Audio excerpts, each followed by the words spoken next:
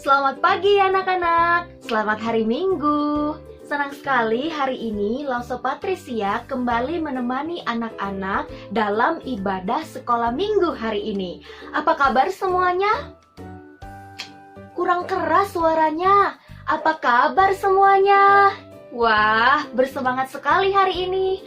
Nah, hari ini Lause Patricia kembali menemani anak-anak untuk bernyanyi bersama dan juga akan menceritakan sebuah cerita untuk anak-anak semua. Sebelumnya, kita berdoa dulu ya. Yuk, kita berdoa. Tuhan Yesus, kami mengucap syukur dan berterima kasih untuk berkat Tuhan bagi kami pada pagi hari ini. Tuhan, hari ini kami mau memuji Tuhan dan juga nanti akan mendengarkan cerita tentang Tuhan. Berkatilah kami dan biarlah ibadah kami ini boleh menyenangkan hati Tuhan. Dalam nama Yesus kami sudah berdoa dan mengucap syukur. Amin.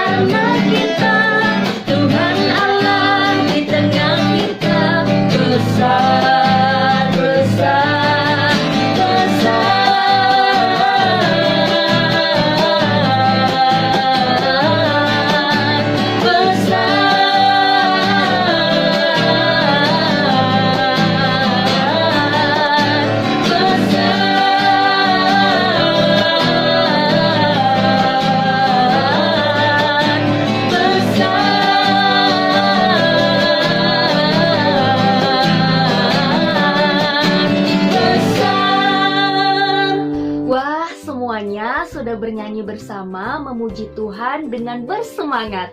Lause senang sekali kita bisa bernyanyi bersama. Sekarang kita akan mendengarkan firman Tuhan. Untuk menyambut firman Tuhan, kita akan menyanyikan satu lagu pujian. Semua yang sudah siap mendengarkan cerita firman Tuhan, ayo kita nyanyi sama-sama ya.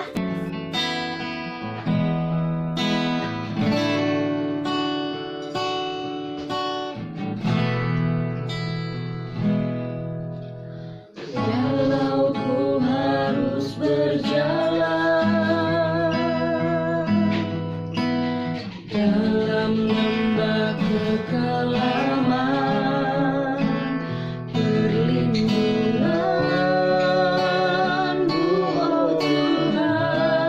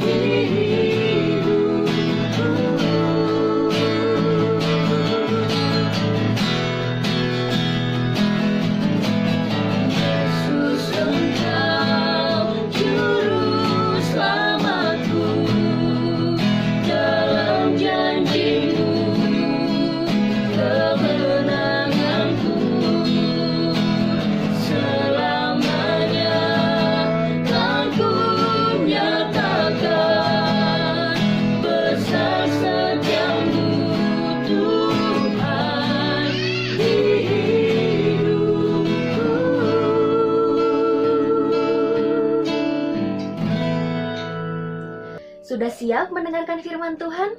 Kalau sudah, kita berdoa ya. Tuhan, kami mengucap syukur kalau kami sudah memuji nama Tuhan melalui pujian yang kami nyanyikan. Saat ini kami siap untuk mendengarkan firman Tuhan. Berikan kami hati yang mau taat terhadap perintah Tuhan di dalam kehidupan kami. Terima kasih Tuhan Yesus, berkatilah kami. Hanya dalam nama Tuhan Yesus kami sudah berdoa dan mengucap syukur. Amin. Anak-anak, firman Tuhan hari ini terambil dari Matius 1 ayat 21. Matius 1 ayat 21. Lause akan membacakannya untuk kita semua. Ia akan melahirkan anak laki-laki, dan engkau akan menamakan dia Yesus, karena dialah yang akan menyelamatkan umatnya dari dosa mereka. Anak-anak, firman Tuhan ini disampaikan oleh malaikat kepada Yusuf. Pada saat itu, ketika Yusuf mengetahui bahwa Maria istrinya mengandung, dia berusaha untuk meninggalkan Maria. Tetapi ketika maksud itu ada dalam hatinya, datanglah malaikat dan mengatakan firman ini kepada Yusuf, bahwa bayi yang dikandung oleh Maria adalah Yesus yang akan menyelamatkan semua umat dari dosa-dosanya. Ketika malaikat menyampaikan kepada Yusuf bahwa bayi yang akan dilahirkan oleh Maria adalah juru selamat dunia, Yusuf pun akhirnya menikahi Maria. Setelah Yesus lahir, Yusuf mengikuti apa yang dikatakan oleh malaikat, yaitu menamai bayi itu Yesus. Yusuf dan Maria tahu bahwa Yesus adalah juru selamat yang akan membebaskan semua orang dari kutuk dosa. Pada saat itu, orang Yahudi sedang dijajah oleh Roma. Ya, benar anak-anak. Meskipun Yusuf dan Maria tahu bahwa Yesus adalah juru selamat dunia, tetapi tidak bagi orang Yahudi. Menurut sebagian besar orang Yahudi, Yesus yang lahir adalah juru selamat yang akan membebaskan mereka dari penjajahan Roma. Padahal, maksud Allah ketika Yesus lahir, Dia adalah juru selamat yang akan menyelamatkan semua manusia dari kutuk dosa. Ternyata orang Yahudi salah paham dengan maksud Tuhan. Menurut Allah kan Yesus itu adalah juru selamat dunia yang akan menghapus dosa-dosa manusia. Tetapi bagi orang Yahudi, Tuhan Yesus adalah pahlawan yang akan membebaskan mereka dari penjajahan Roma, dari penderitaan duniawi. Jadi yang benar yang mana ya? Tentu saja Tuhan Yesus adalah juru selamat yang akan menebus dosa-dosa manusia. Orang-orang Yahudi tidak hanya dibebaskan dari penjajahan Roma, tetapi mereka dibebaskan dari kutuk dosa, di mana untuk bebas dari kutuk dosa tidak bisa dilakukan oleh manusia, tidak dapat dilakukan dengan kekuatan sendiri, tetapi hanya karena kasih karunia atau pengorbanan Tuhan Yesus di kayu salib. Maka kelahiran Tuhan Yesus adalah untuk menebus dosa-dosa manusia, sehingga manusia yang sudah terkutuk karena dosa bisa selamat dan memperoleh hidup yang kekal. Pembebasan dari penjajahan Roma bisa saja dilakukan oleh manusia, tetapi bagaimana dengan kutuk dosa? Tentu saja hanya Allah yang mampu menyelesaikannya. Hanya Allah yang mampu membebaskan kita dari dosa-dosa tersebut. Maka Allah merencanakan kelahiran Yesus supaya Yesus akan mengorbankan dirinya di kayu salib untuk menebus dosa-dosa seluruh dunia. Itulah yang dimaksud oleh Allah, atau itulah maksud dari kelahiran Tuhan Yesus. Jadi bukan semata-mata untuk membebaskan mereka dari penjajahan Roma, tetapi untuk membebaskan manusia dari kutuk dosa.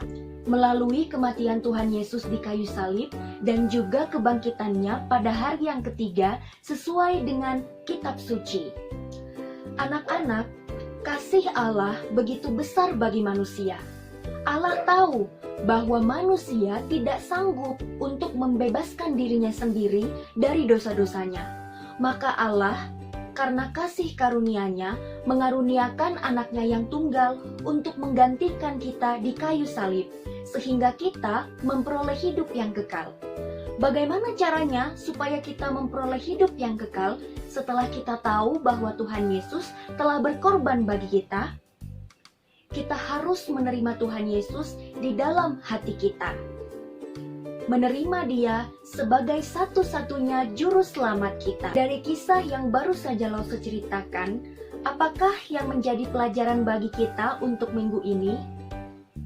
Pertama, kita harus memahami bahwa kelahiran Tuhan Yesus adalah sebagai juru selamat satu-satunya yang akan menebus manusia dari dosa, bukan hanya sekedar membebaskan manusia dari penjajahan. Kedua, Allah tahu bahwa manusia dan tidak ada satupun manusia yang dapat bebas dari dosa. Pembebasan itu tidak dapat dilakukan oleh manusia karena kekuatannya sendiri. Pelajaran yang terakhir untuk kita semua adalah untuk memperoleh hidup yang kekal dan untuk berjumpa dengan Tuhan Yesus, kita harus menerima Tuhan Yesus, percaya kepadanya di dalam hati kita bahwa Tuhan Yesuslah satu-satunya penebus dan juru selamat yang membebaskan kita semua dari dosa-dosa kita. Anak-anak, maukah anak-anak menerima Tuhan Yesus di dalam hatimu dan mengakui bahwa hanya Dialah satu-satunya juru selamat yang menebus dosa-dosamu? Jika ya, Lause Patricia ingin mengajak anak-anak untuk berdoa. Silahkan mengikuti Lause berdoa. Lause Patricia akan memimpin anak-anak untuk berdoa, lalu anak-anak boleh mengikuti Lause ya. Tuhan Yesus, aku tahu bahwa aku adalah manusia berdosa.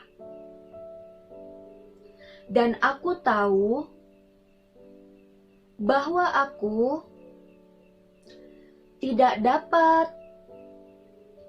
menyelamatkan diriku sendiri. Aku tidak dapat bebas dari dosa-dosaku. Tuhan Yesus, masuklah ke dalam hatiku. Sucikanlah hatiku. Sebab hanya Engkaulah satu-satunya Tuhan dan juga Juru Selamat yang dapat menyelamatkan aku dari dosa-dosaku. Engkau telah menggantikan diriku di kayu salib, supaya aku memperoleh hidup yang kekal. Tinggallah di dalam hatiku dan ajarlah aku untuk taat dan menyenangkan hatimu. Terima kasih Tuhan Yesus. Aku percaya Tuhan Yesus adalah satu-satunya juru selamatku. Dan aku percaya bahwa aku telah memperoleh kehidupan yang kekal. Terima kasih Tuhan Yesus atas pengampunan-Mu dan kasih-Mu bagi hidupku. Dalam nama Yesus, aku sudah berdoa. Amin. Semuanya sudah mendengarkan firman Tuhan, dan Lause senang sekali bahwa hari ini anak-anak sudah berdoa meminta ampun kepada Tuhan Yesus dan juga percaya bahwa Yesus adalah satu-satunya juru selamat bagi hidup kita. Ayat hafalannya terambil dari 1 Petrus 2 ayat 24a. 1 Petrus 2 ayat 24a. Lause akan bacakan untuk anak-anak dan nanti anak-anak silakan hafalkan ya. 1 Petrus 2 ayat 24a. Bunyinya, Ia sendiri telah memikul dosa kita di dalam tubuhnya di kayu salib. Sekali lagi Lause bacakan. 1 Petrus 2 ayat 24a. Ia sendiri telah memikul dosa kita di dalam tubuhnya di kayu salib. Anak-anak, sebelum Lause akan membagikan kepada anak-anak aktivitas hari ini, kita berdoa dulu untuk menutup ibadah kita. Mari kita berdoa. Tuhan Yesus, terima kasih. Ibadah hari ini Tuhan telah sertai. Kami sangat bersyukur kalau hari ini ibadah boleh berjalan dengan baik dan Tuhan juga sudah memberkati setiap kami. Biarlah melalui firman-Mu Tuhan, kami bisa menjadi anak-anak Tuhan yang lebih baik, taat, dan juga menyenangkan hati Tuhan. Terima kasih ya Tuhan, dalam nama Yesus kami sudah berdoa. Amin. Jadi, ada stiker yang bergambar salib. Di sini tulisannya, Yesus Juru Selamatku. Anak-anak silahkan tempelkan, jadi bentuknya seperti ini. Sudah ditempel semuanya? Setelah ditempel, silahkan dibuka. Lalu, di kartu ini, anak-anak silahkan tuliskan nama, tanggal hari ini, dan juga komitmen anak-anak setelah menerima Tuhan Yesus. Kenapa harus menulis tanggal hari ini? Karena di tanggal hari ini, anak-anak sudah percaya kepada Tuhan Yesus sebagai satu-satunya juru selamat anak-anak semua. Jadi tanggal itu akan menjadi pengingat untuk anak-anak kapan anak-anak menerima Tuhan Yesus sebagai Tuhan dan juru selamat. Ibadah kita sudah selesai. Tuhan Yesus memberkati dan sampai jumpa minggu depan.